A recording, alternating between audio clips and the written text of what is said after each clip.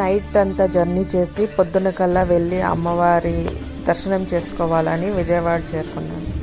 అక్కడికి వెళ్ళగానే కాస్త అనారోగ్యంగా అనిపించి గోదావరిలో స్నానం చేయలేకపోయాను. కొండపైన ఎక్కడైనా స్నానానికి వీలు అవుతుందేమో అనేసి సెక్యూరిటీ వాళ్ళని అడిగితే పైన ఎక్కడ స్నానం చేయడానికి వీలు లేదు, అలాంటి ఫెసిలిటీస్ ఏం లేవు అని చెప్పారు. సరే కదా, బయట ప్రయత్నిద్దాం అనేసి వెళ్ళాను. బయట వెళ్తే ఎక్కడ చూసినా స్నానం చేసి వెళ్ళిపోవడానికి 600 రూపాయలు అడుగుతున్నారు. సర్లే, దేవస్థానం ఏదైనా గదులు దొరుకుతాయేమో అని ప్రయత్నిస్తుండగా ఆటో అతను వచ్చి, నాకు తెలుసు కానీ 100 రూపాయలు ఇస్తేనే చెప్తాను అన్నాడు. సర్లే అనేసి ఇంకా అతనికి 100 రూపాయలు ఇచ్చి దేవస్థానం వాళ్ళదే ఒక స్నానానికి రెడీ అవ్వడానికి ఒక ప్లేస్ ఉంటుంది, ఆ ప్లేస్ని చూపించాడు అతను.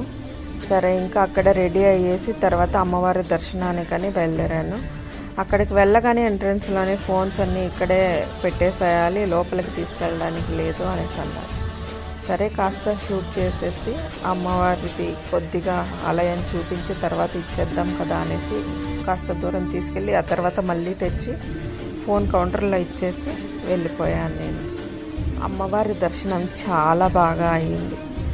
అసలు ఆ లోకాల నేలే తల్లి అమ్మవారి ఆ రూపాన్ని చూస్తుంటే మనసుకి ఎంత ప్రశాంతంగా అనిపించిందో. ఇక్కడ కనిపిస్తున్నది అవధూత మౌనస్వామి. ఈ మౌనస్వామి ఆలయ అభివృద్ధికి ఎంతో పాటుపడ్డారు. 10వ శతాబ్దంలో చాళుక్య రాజు అయిన త్రిభువనమల్ల అనే ఒక రాజు ఈ ఆలయాన్ని ప్రారంభించారు. ఆ తర్వాత చాళుక్య రాజులు, విజయనగర రాజులు అందరూ కలిసి ఈ దేవాలయాన్ని ఎంతో అభివృద్ధి చేశారు. ఇక్కడ వెలసిన కనకదుర్గ అమ్మవారు ఎంతో ఉగ్ర రూపంతో ఉండేది.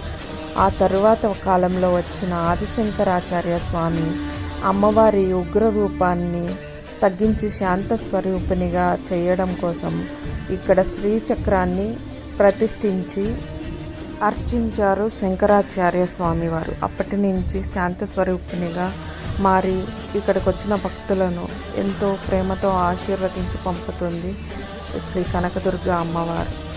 నమ్మి కొలిచిన వారికి కొంగు బంగారమై కంటికి రెప్పలా కాపాడే ఆ కనకదుర్గ అమ్మవారి ఆశీస్సులు అందరికీ ఉండాలి అని మనస్ఫూర్తిగా కోరుకుంటూ శ్రీమాత్రే నమః.